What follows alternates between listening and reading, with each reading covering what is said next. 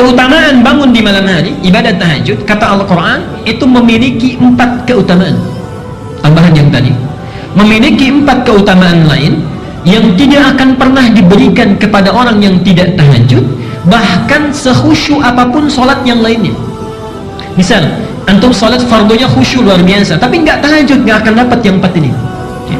Apa itu? Dibuka di surat Al-Isra, surah ke-17, ayat 79 sampai dengan 81. Mari kita lihat surahnya. Wa minal laili fatahajjad bihi nafilatan laka. Pengantarnya ini, perhatikan gue ya, Pak. Ayat 79 ini dipisahkan ketentuannya dengan ayat 78. Di ayat 78 tentang sholat wajib, kemudian 79 tentang sholat tahajud. Tapi uniknya, Allah hanya menerangkan 4 keutamaan untuk sholat tahajud, 78-nya nggak disebut. Ya, kita lihat ya, aqimis sholata liduluki syamsi ila ghasaqil laili wa qur'anal fajri inna qur'anal fajri kana mashhuda. Itu sholat yang wajib 5 waktu. Ya. Tidak dijelaskan keutamaannya, nanti dirinci di hadis. Tapi ketika menerangkan tahajud ayat 79-nya, wa minal laili fatahajjad bihi, dan di antara sementara malam tunaikan olehmu tahajud nafilah. Itu hanya sunnah saja, muakkadah hukumnya, sunnah yang sangat ditekankan.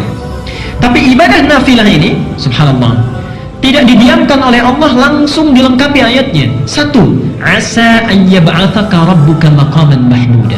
Siapapun yang menunaikan tahajud dengan baik, maka Allah akan mengangkat derajatnya, mengangkat karirnya, ditempatkan di tempat yang terbaik dan mulia. Hati-hati ya, Pak.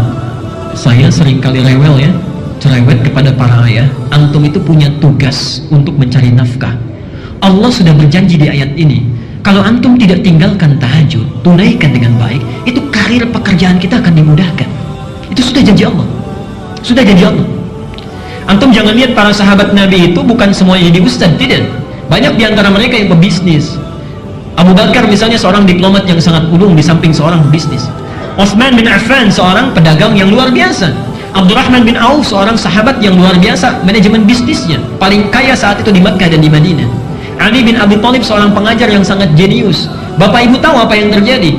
Abu Bakar, Utsman, Abdurrahman bin Auf, termasuk Abu Dzar Al-Ghifari, seorang yang sukses dalam dunianya, itu bisnisnya tidak pernah rugi, selalu untung. Tidak pernah rugi, selalu untung.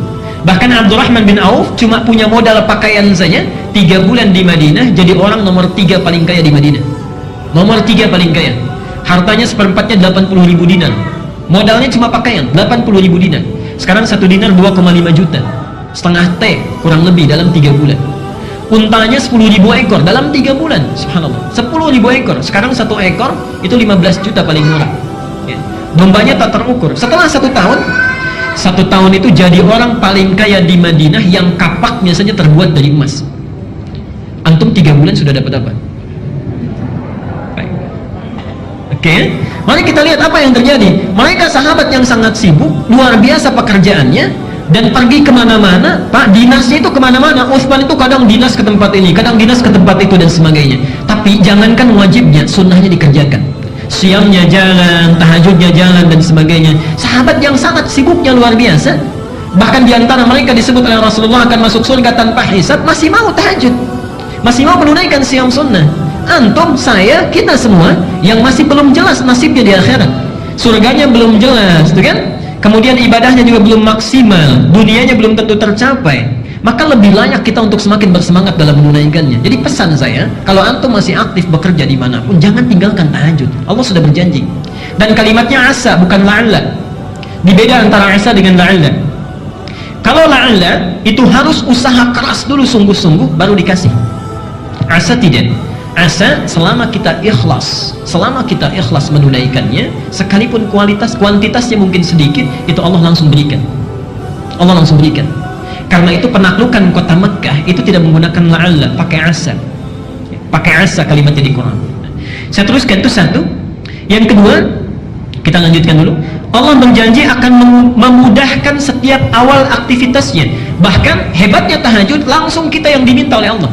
Asa yab'atsaka rabbuka maqaman mahmuda. Kalau engkau bangun tahajud, karirmu, pekerjaanmu akan dimudahkan oleh Allah, ditempatkan di tempat yang terbaik.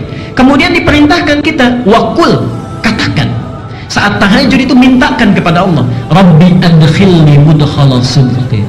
Duhai Allah, mudahkan setiap aktivitas yang akan saya awali. Di antum kalau punya persoalan, misalnya akan memulai pekerjaan, ibu akan memulai aktivitas, anak akan memulai sekolah, mulai kuliah, bangun malam, ini perintah Allah, katakan di malam harinya, ya Allah mudahkan setiap saya akan mengawali aktivitas. Janji Allah yang kedua, Allah akan mudahkan setiap aktivitas yang dia lakukan. Yang ketiga, Allah akan lepaskan, bebaskan dia dari segala kesulitan yang sedang dialami. Wa akhrijni mukhraja sidqin. Kalau di kantor itu enak saja atau kadang ada kesulitannya, Pak? Ibu juga begitu ya. Pekerjaan kan tidak selamanya mulus. Maka kata Allah, hebatnya karir diangkat, pekerjaan dimudahkan, ada kesulitan dilepaskan, dan yang terakhir, waj'alni min ladunka sultanan nasira. Kalau ada yang mengganggu dalam pekerjaannya, Allah yang langsung menolongnya, bukan yang lain.